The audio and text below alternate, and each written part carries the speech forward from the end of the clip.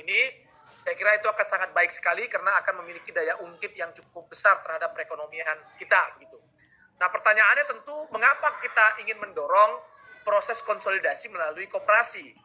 Ya, ini kira-kira kan sering sekali menjadi pertanyaan, kenapa tidak sudah dibiarkan aja orang per orang, ya, dan seterusnya dan seterusnya. Nah, pada praktiknya kalau kita lihat, baik itu dengan pertimbangan sebaran geografis kita yang cukup luas, ya, pelaku UMKM kita yang jumlahnya sekitar 64 juta itu agak sulit, ya, kita membayangkan negara bisa melakukan peran lebih, ya, dalam proses penguatan UMKM kita kalau terus-terusan dilakukan dengan cara orang per orang. Itu pertama, ya.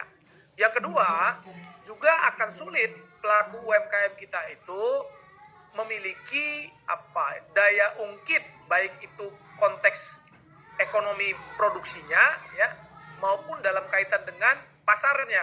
Karena apa? Karena produksinya kecil-kecil, harus ada yang melakukan agregasi terhadap produksi yang kecil-kecil tadi.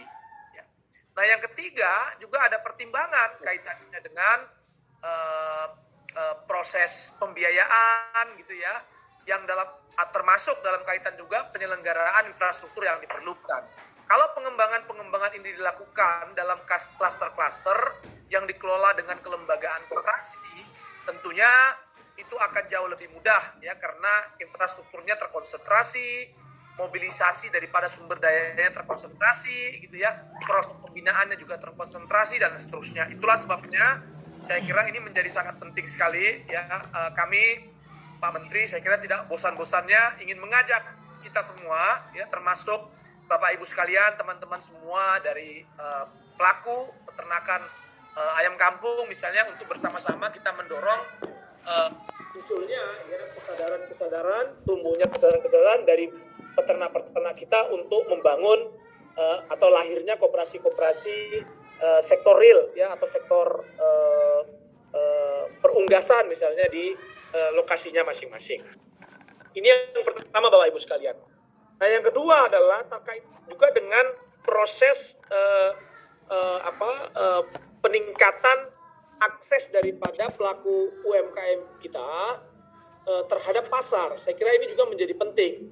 Sering sekali UMKM kita itu berproduksinya dilakukan dengan baik, sehingga volume produksinya terus bertumbuh. Tapi pada praktiknya pasarnya ternyata tidak terkontrol, ya, sehingga pada akhirnya pada saat masa panen harganya justru anjlok atau bahkan permintaan pasarnya mengalami penurunan yang cukup signifikan sehingga terjadi ketergangguan. Nah, saya kira ini perlu dibicarakan dalam kerangka untuk mendorong adanya kepastian produksi, tapi juga sekaligus juga adanya kepastian konsumsi atau pasar, ya. Inilah kenapa kita ingin mendorong model kemitraan antara koperasi, baik itu dengan BUMN, baik itu dengan perusahaan besar, ya, baik itu dengan anggaplah misalnya lembaga-lembaga pendidikan misalnya, dalam kerangka untuk memastikan terserapnya, ya, hasil dari produksi baik itu dari petani, nelayan maupun peternak kita yang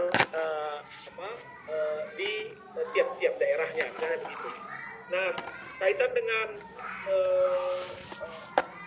kegiatan, ya, atau model bisnis terpadu ini, kami di Kementerian Koperasi tahun ini Bapak Ibu sekalian sedang mengembangkan 100 koperasi modern. Nah, mudah-mudahan dari proses diskusi ini mungkin nanti kita bisa mulai identifikasi itu.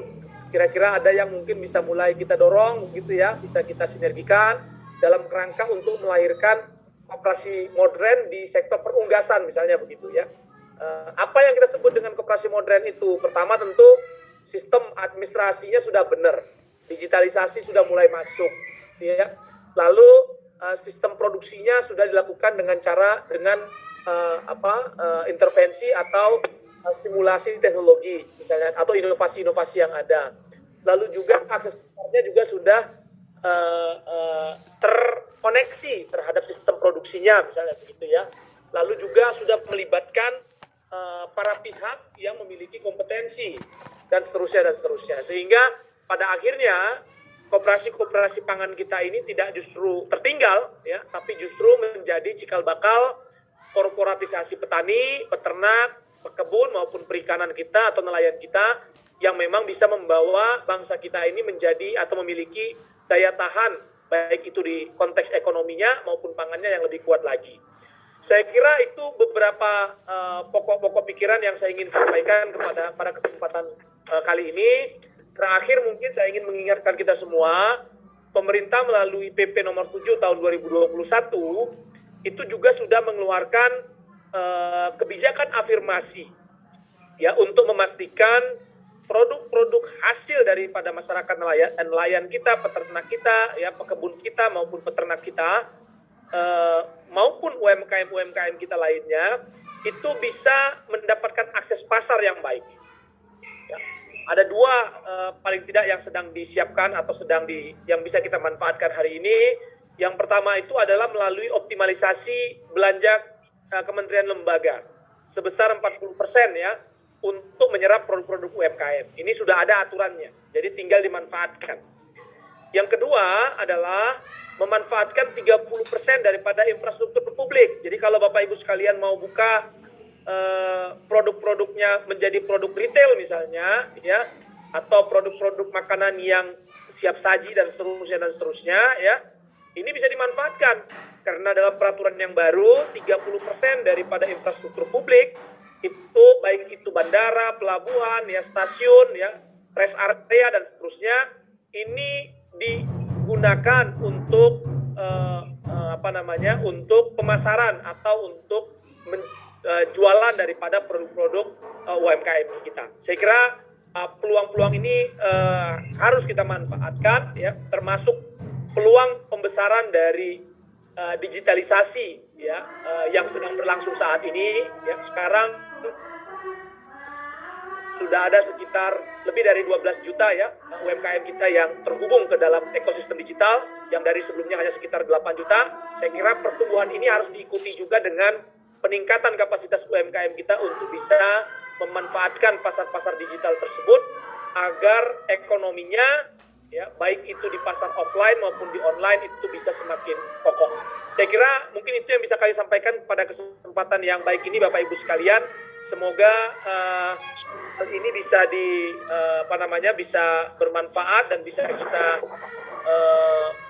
gunakan juga ya dalam kerangka untuk penguatan sinergi baik itu di tingkat daerah, ya, tingkat